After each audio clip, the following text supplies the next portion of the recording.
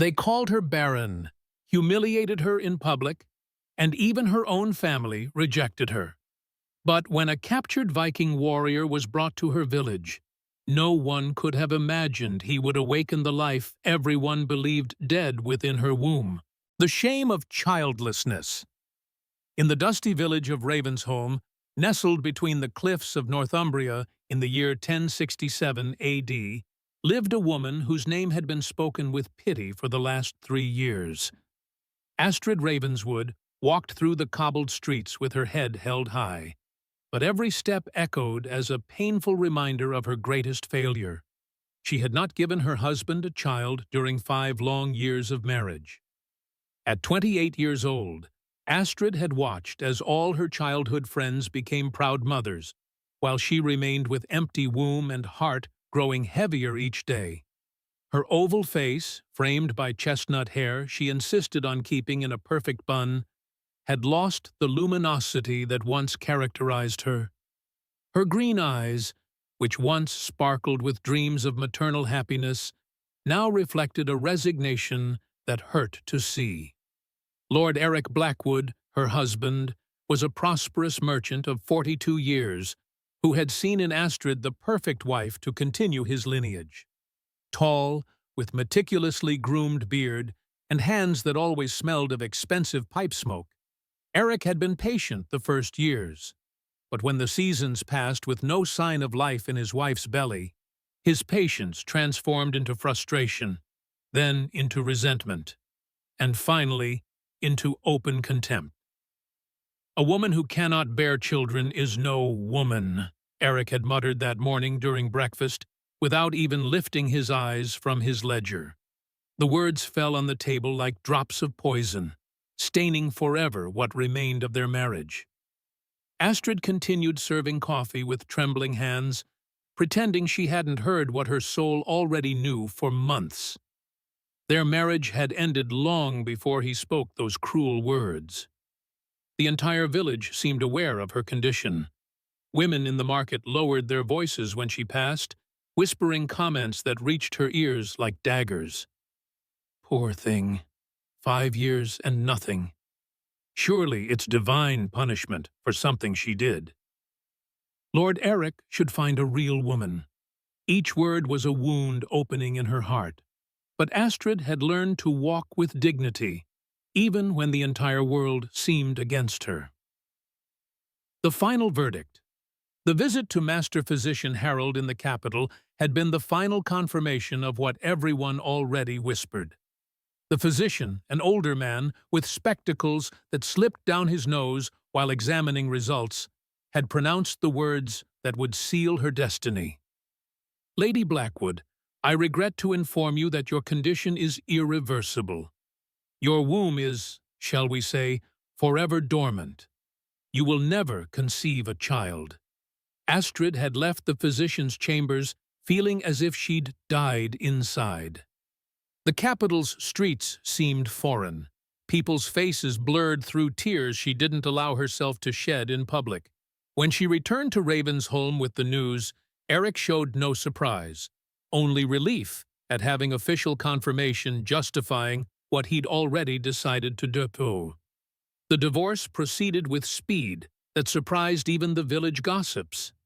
Eric had quickly found legal arguments, backed by physicians who certified Astrid's natural incapacity to fulfill her matrimonial duties. In less than 2 months, she found herself signing papers that stripped her not only of her married name, but of her place in the village's respectable society. The family's rejection. Her own family, led by her father, Lord Edmund Ravenswood, a rigid man who believed family honor depended on his children's reputation, received her with glacial coldness. "You've brought shame to our name," he'd said without looking her in the eyes. "A woman who cannot give grandchildren has no place in this house." Her mother, Lady Margaret, had cried silently but didn't dare contradict her husband.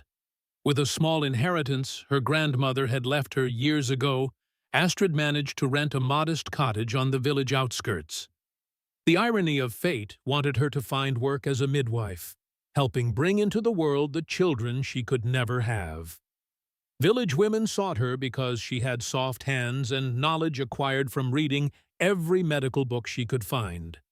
But they always treated her with that mixture of gratitude and pity that made her feel like a ghost among the living. During silent nights in her small house, Astrid wondered if God had put her in this world only to remind other women how fortunate they were. Each baby she helped birth was a blessing she contemplated with genuine love, but also a painful reminder of what she'd never have. Her hands, expert at receiving new life, returned each night to an empty house where only the echo of her steps kept her company. Months passed, turning her routine into a melancholic dance between others' births and her own solitude. Astrid had learned to find purpose in serving other mothers. But at night, when the village slept and she remained alone with her thoughts, the emptiness in her heart seemed to expand until it filled the entire room. She had resigned herself to a life of service without love, of giving life without creating life, of being useful without being happy. The prisoner arrives. It was on one of those October mornings when leaves began changing color and the air brought promises of change, that soldiers arrived at the village with news that would forever alter Astrid's destiny. Captain Thorson, a man weathered by years of battles on the northern frontier, had brought with him a prisoner who had the entire regiment nervous, a Viking warrior captured after a fierce battle that had lasted 3 days in the mountains. "He's a dangerous savage," Captain Thorson explained to the village chief, while half the village gathered in the square to hear the news. "But the king's orders are clear. No executions. The crown wants to attempt civilizing these northerners, converting them into useful citizens." The word civilizing came from his mouth, as if talking about taming a wild horse. The village chief, Lord Magnus, a small man with a tendency to sweat when nervous, wiped his forehead with a handkerchief while considering the implications. "And what are we supposed to do with him? Our village has no facilities for keeping dangerous prisoners." "He won't be exactly a prisoner," the captain explained with a smile that didn't reach his eyes. "More of a civilization project. We need someone to take charge of him, someone who can teach him our customs, our language, our ways. Someone who can transform a savage into a civilized man." That's when all eyes turned toward Astrid, who had been listening from the crowd's edge. A woman without husband, without children, without family to protect her, with free time between one birth and another. In the cold calculations of the village men, she was the perfect candidate for a job no one else would want. "Astrid Ravenswood could do it," Lord Eric suggested with a cruel smile she immediately recognized. "After all, she has no other responsibilities keeping her occupied." The stifled giggles of some women were like invisible slaps, hitting her one after another. The chief nodded, as if he'd just solved a complex problem. "Excellent idea. Astrid is an educated woman, knows medicine, and has available time. Besides, if something goes wrong, we won't be putting any important village family at risk." Astrid felt the world swaying around her. Once again, she was being used to solve others' problems, assigned a task no one else wanted, because her life was considered less valuable than any married woman with children. But when she saw the satisfied smiles of Eric and the other village men, something ignited within her. A spark of rebellion that had been dormant for years. "I accept," she declared with clear voice that surprised everyone present, including herself. "I'll take charge of the Viking prisoner." She didn't know that, with those words, she just sealed a destiny that would lead her toward the most unexpected happiness of her life. The first meeting. The next morning dawned with leaden skies seeming to presage storm, but nothing had prepared Astrid for the emotional tempest about to unleash in her life. Soldiers arrived early, before the village fully awakened, dragging chains that resonated against stones like metallic laments. The Viking prisoner walked among them with dignity that brutally contrasted with his captive condition. When Astrid saw him for the first time, she felt as if air had been expelled from her lungs. Bjorn was a man of 32 years, tall and athletically built, speaking of years running free through mountains. His skin, bronzed by desert sun, bore scars telling stories of battles and survival. But it was his face that left her speechless. Noble features framed by black hair reaching his shoulders, and dark eyes that seemed to see directly through the souls of those who looked at him. But what impacted her most wasn't his physical appearance, but the way he walked. Despite the chains, despite being surrounded by armed enemies, Bjorn moved as if he controlled the situation. There was no trace of defeat in his posture, no sign his spirit had been broken by capture. It was like seeing a caged eagle that remained king of the sky in his heart. "This is your problem now," Captain Thorson announced, while pushing the prisoner toward Astrid's small cottage. "You have orders to keep him alive and civilized. If he causes trouble, if he tries to escape, if he even looks at you wrong, notify us immediately." His words carried a barely veiled threat that made Astrid's skin crawl. Bjorn lifted his gaze toward her for the first time, and when their eyes met, Astrid felt an electric shock coursing through her from head to toe. It wasn't attraction, at least not yet. It was something deeper and more primitive, the instant recognition between two souls marked by suffering in different ways, but equally profound. "Is this the Saxon woman who's going to civilize me?" Bjorn asked in surprisingly clear English, though tinged with an accent that made each word sound like strange music.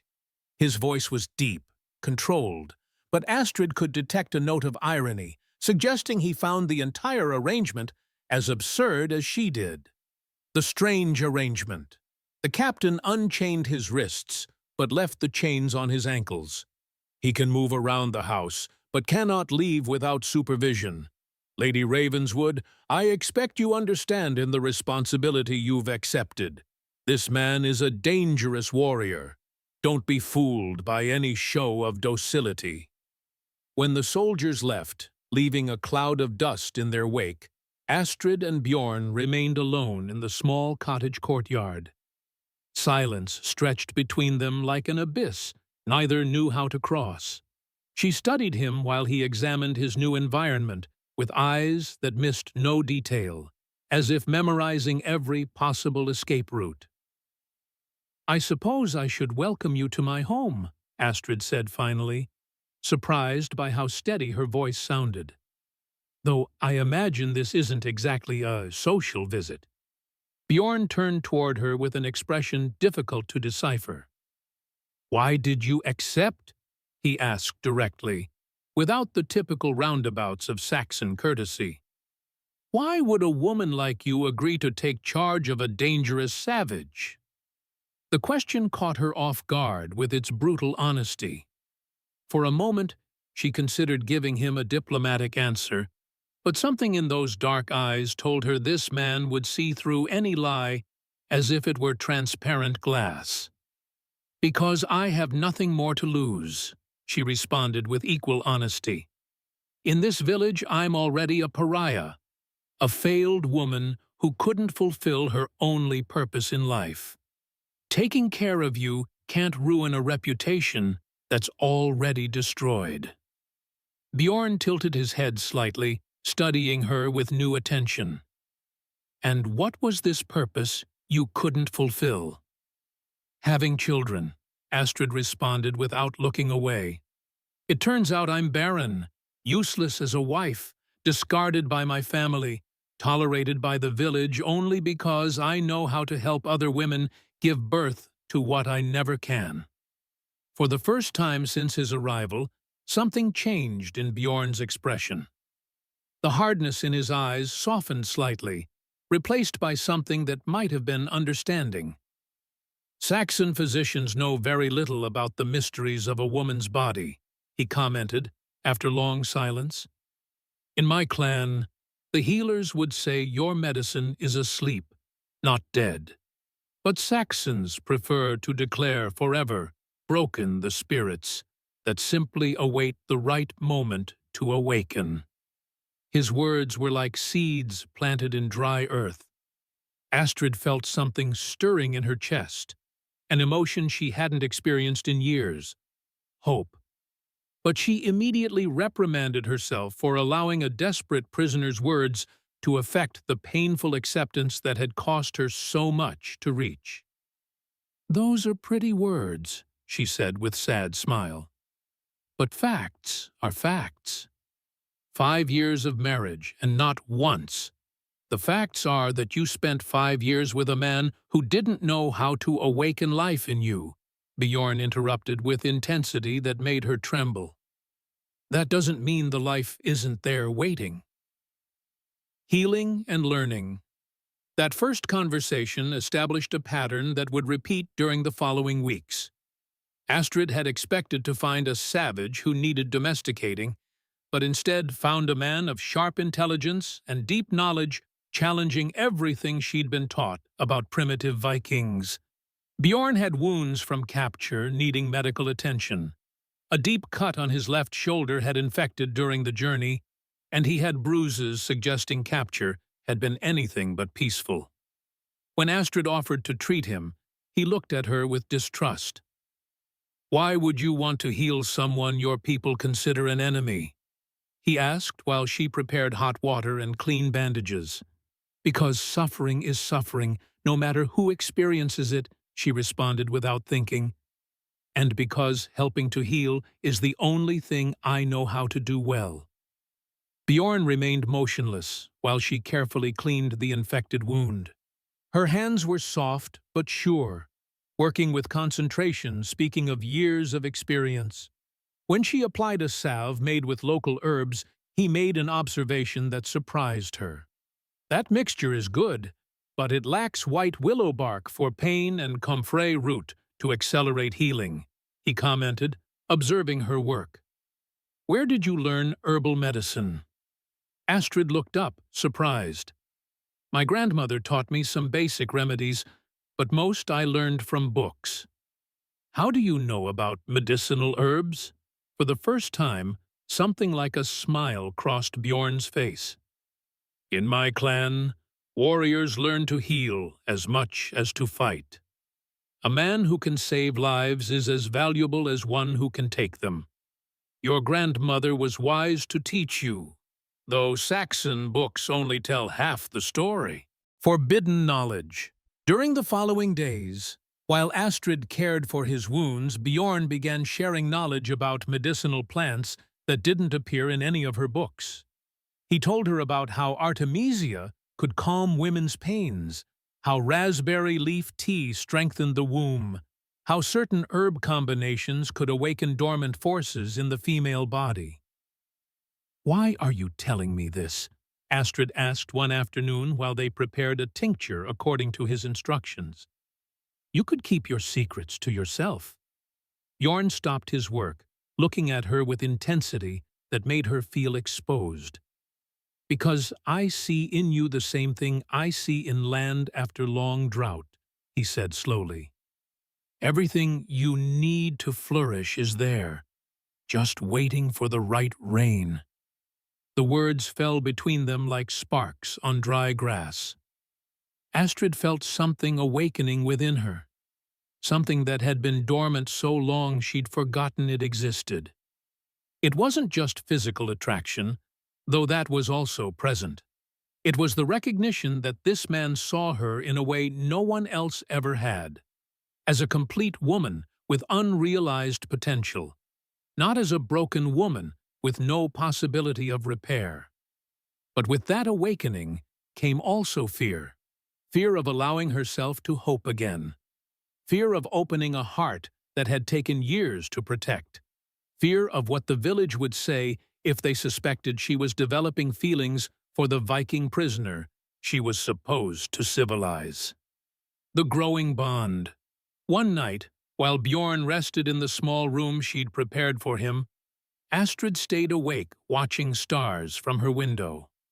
For the first time in years, she didn't feel completely alone. The presence of this mysterious and wise man had brought something to her house she hadn't had since childhood: intelligent conversation, mutual respect, and the dangerous feeling that perhaps, just perhaps, her story hadn't ended with divorce and humiliation.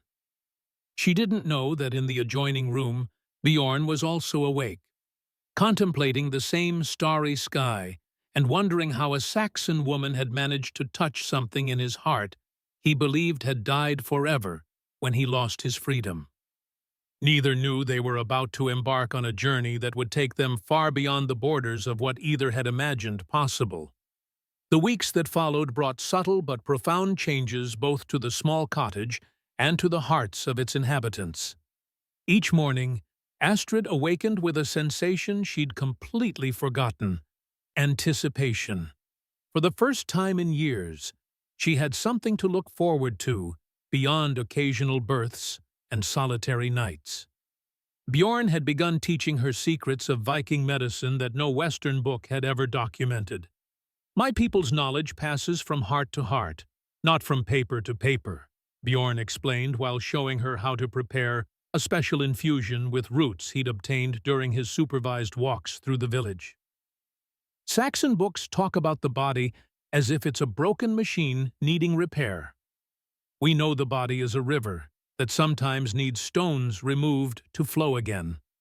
Their hands constantly brushed while working together, preparing medicines and organizing herbs Astrid had been collecting under his guidance. Each accidental contact sent waves of electricity through her skin, awakening sensations she'd believed dead forever. The forbidden kiss. One November afternoon, while the sun set painting the sky impossible colors, Bjorn taught her about specific herbs Viking women used to awaken fertility. "Your people see barrenness as a final sentence," he said while carefully grinding star anise seeds. "My people see it as a sleep from which the body can awaken when it finds the right medicine." "Do you really believe it's possible?" Astrid asked with barely audible voice, as if speaking too loud might break the fragile spell of hope. "Do you believe a woman like me could—" Bjorn stopped grinding and turned toward her, taking her hands in his. The contact made her tremble, not from fear, but from longing so deep it threatened to overwhelm her. "It's not about believing," he said with that deep voice that always seemed to reach directly to her soul. "It's about awakening what was always there. But herbs are only part of the medicine. The most important part is true love, the kind that connects two spirits so deeply they can create new life together." His words hung in the air between them like unspoken promises. Astrid felt tears burning her eyes, but for the first time in years, they weren't tears of sadness. They were tears of hope, so intense it physically hurt. "Bjorn," she murmured, but he gently placed a finger on her lips. "Shh," he whispered, moving closer until she could feel his warm breath against her cheek. "Some feelings are too sacred for words." The first kiss came like rain after eternal drought, soft at first, almost reverent, as if he understood he was touching something that had been broken so long that any additional pressure might shatter it. The rumors begin. The following days were a delicate dance between necessary discretion and growing love threatening to consume them. During the day, they maintained appearances when visitors came or when they went to the village for provisions. But in the evenings, when alone in the house, They allowed themselves moments of intimacy going far beyond the physical. But their secret happiness couldn't remain hidden forever. Rumors began as barely audible whispers in the market, suspicious looks when they went out together to search for medicinal herbs, veiled comments about how much time they spent alone. Astrid's physical transformation was impossible to ignore. Her skin glowed with new vitality. Her eyes had recovered a light absent for years, and she walked with grace, speaking of a woman who'd rediscovered her own beauty. "That Astrid Ravenswood looks different lately," Lady Beatrice commented at the bakery, with the venomous tone of someone who enjoys sowing discord. "A barren woman shouldn't glow like that, unless something indecent is happening in that house." The comments reached Lord Eric's ears, who hadn't completely lost his sense of possession over the woman who'd once been his wife. His masculine pride felt threatened by the idea that Astrid might be finding happiness with another man, especially a savage Viking. The confrontation. One December afternoon, when cold air announced winter's arrival, Eric appeared at Astrid's door, accompanied by two village men. His face showed barely contained fury that made her stomach clench with fear. "Astrid," he said with dangerously controlled voice, "we've come to verify you're appropriately fulfilling your responsibilities toward the prisoner. Concerning rumors have reached our ears." Bjorn appeared from the house's back, carrying a bundle of firewood. His presence immediately tensed the atmosphere, like two predators evaluating each other. Though chains had been removed weeks ago as reward for good behavior, it was obvious he was still seen as a threat. "What kind of rumors?" Astrid asked, raising her chin with courage she didn't completely feel. "Rumors that you've forgotten your place," Eric replied, looking significantly toward Bjorn. "Rumors that you're allowing this savage to corrupt you instead of you civilizing him." The word savage resonated in the air like a slap. Astrid felt fury so intense it surprised her with its ferocity. For years, she'd accepted insults directed at her, but hearing Eric speak of Bjorn with such contempt awakened protective fierceness she didn't know she possessed. "Bjorn is not a savage," she declared with clear, firm voice. "He's a man of honor, intelligence, and wisdom worth more than all the civilized men of this village combined." The silence that followed was so profound you could hear wind whispering through trees. Eric looked at her as if he couldn't believe what he'd just heard, while the other men exchanged looks of shock and disgust. "You've completely lost your reason," Eric murmured. But there was something more than surprise in his voice. There was fear. Fear of a woman who no longer bowed to his authority, who'd found something making her stronger than all his threats. "I've found reason for the first time in my life," Astrid replied, moving instinctively toward Bjorn. "I've found someone who sees me as a complete woman, not as a defective possession." The confrontation might have escalated to something worse, but Bjorn intervened with the wisdom of someone who'd navigated dangerous situations all his life. "Gentlemen," he said with calm but firm voice, "there's nothing inappropriate here. Astrid has taught me Saxon customs, and I've taught her some of my people's medicine. If that offends you, you may take me back to prison. But I won't allow you to speak ill of a woman who's shown more honor and compassion than any Saxon I've known." His words, spoken with such dignity and conviction, seemed to momentarily disarm the visitors. Eric looked between Astrid and Bjorn, his eyes narrowing as if calculating his next move. "This isn't over," he finally declared, gesturing for the other men to follow. "The village won't tolerate one of our women lowering herself to such extent. There will be consequences." The escape. When they left, leaving threats floating in the air like toxic smoke. Astrid and Bjorn remained alone with the realization their time was running out.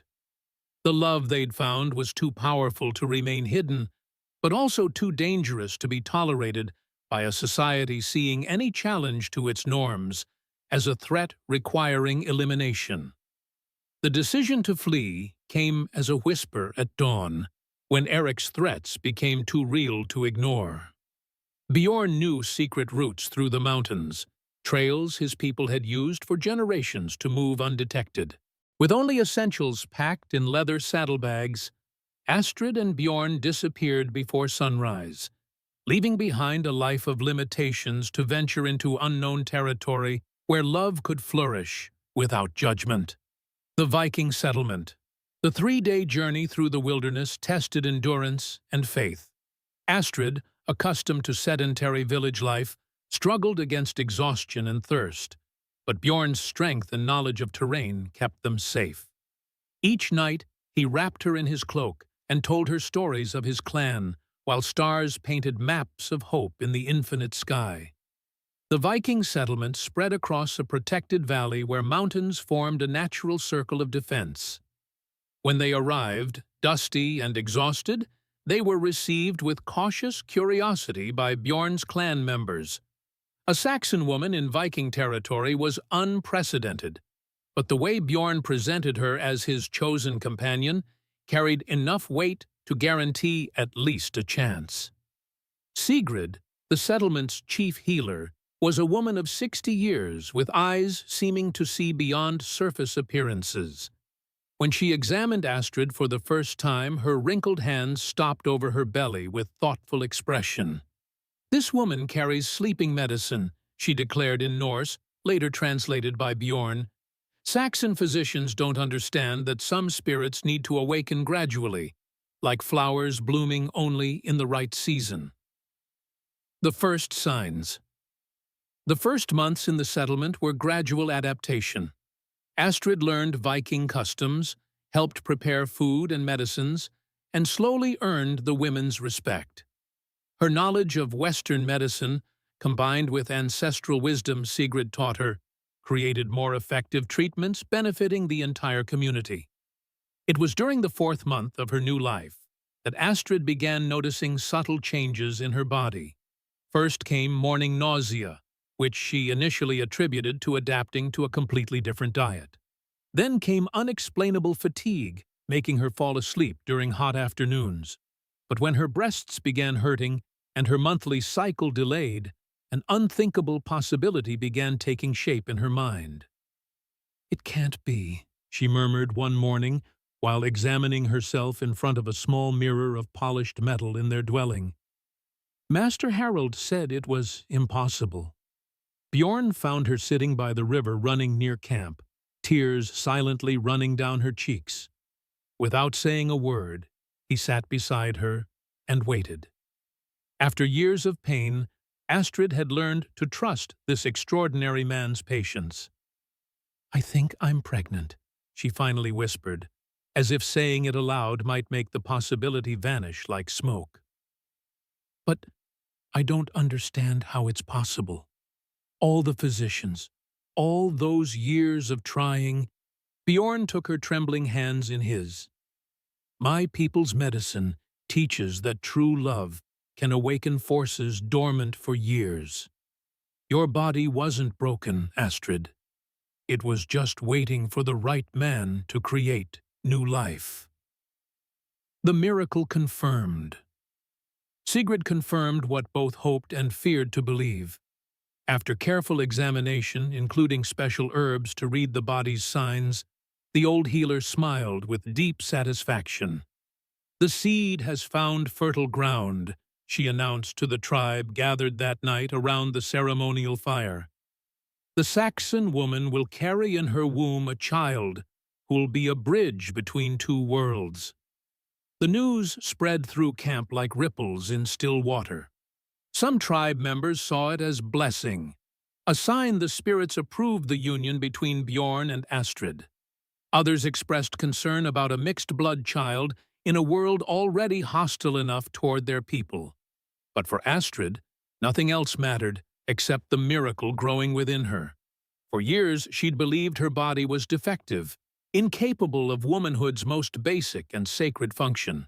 Now, feeling the first soft kicks against her ribs, she understood she'd been waiting not just for the right man, but for the right love. The pregnancy progressed with ease, surprising everyone. Astrid, who'd feared complications due to her age and medical history, flourished under Sigrid and Bjorn's combined care. Viking herbs strengthened her body, while unconditional love from her new family nourished her spirit. When the time came for birth, during a spring storm seeming to announce rebirth, Astrid gave birth to a healthy son whose first cry resonated throughout the valley like a proclamation of victory. Bjorn wept openly when he held his son for the first time, seeing in those small features a perfect mixture of both worlds. "He'll be called Leif," he declared, using a Viking name meaning heir. "He'll carry his mother's medicine and his father's strength." The return. But miracles hadn't ended. 18 months later, Astrid gave birth to twins, a girl they called Freya in honor of the goddess, and another boy they named Thor. The fourth child arrived when Astrid was 33 years old, 5 years after being declared forever barren.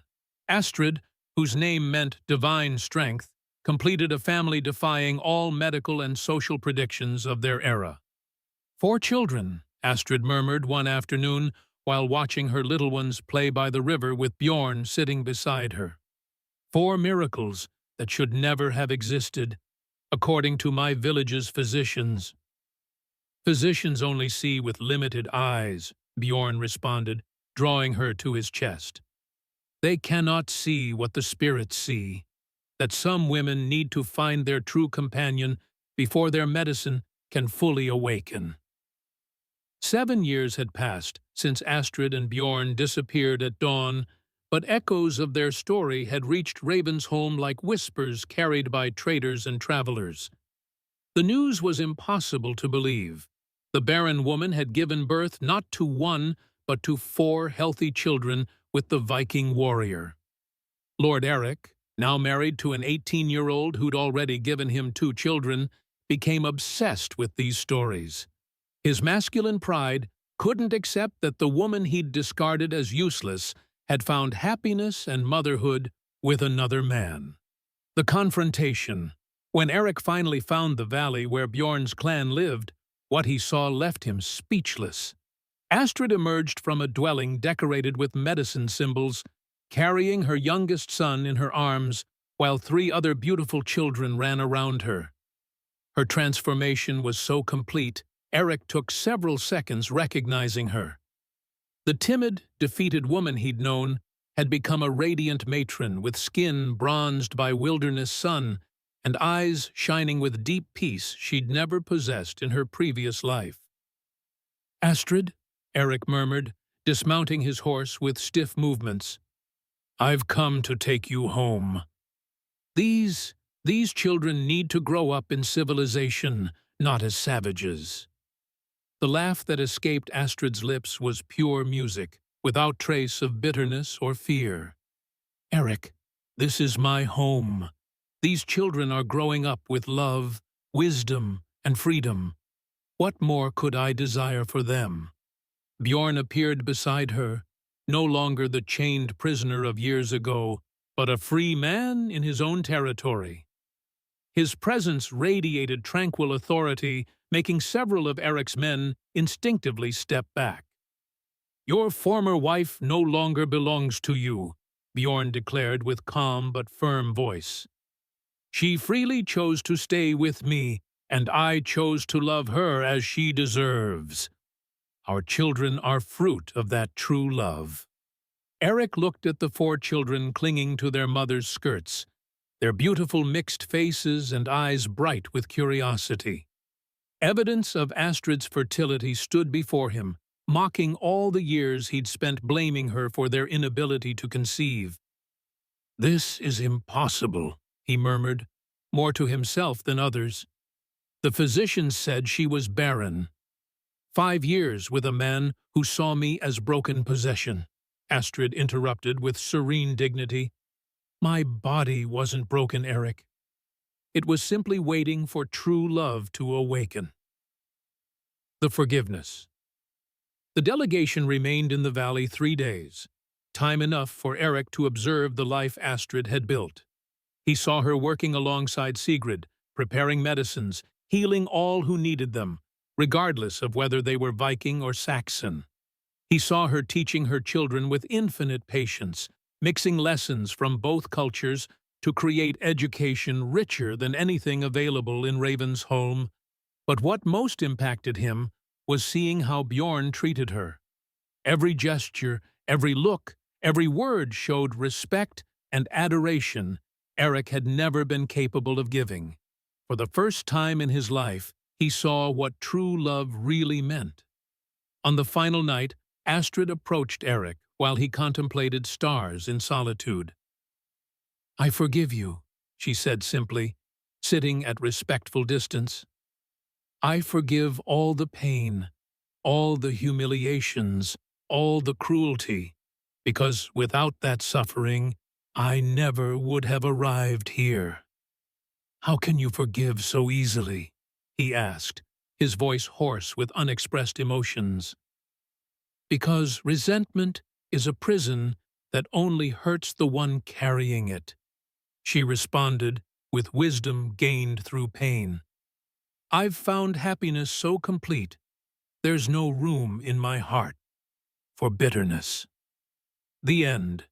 Years later, when Astrid and Bjorn's children had grown and begun their own families, the story of the barren woman who became mother of 4 had transformed into legend.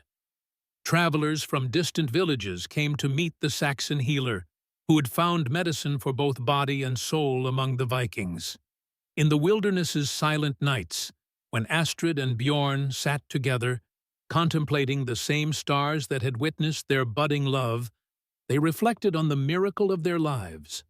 The punishment designed to humiliate her had become the greatest blessing she'd ever received. "Do you ever regret it?" Bjorn occasionally asked, though he already knew the answer. "Never," she responded each time, taking his weathered hand in hers. "I found my place in the world. I found my purpose. I found true love. What more could I ask?" And in the distance, the echo of their grandchildren's laughter filled the wilderness air, living proof that miracles happen when 2 hearts meet at the exact moment destiny has decided for them. Don't forget to like, comment, and subscribe for more fascinating stories, Viking history's greatest figures and events.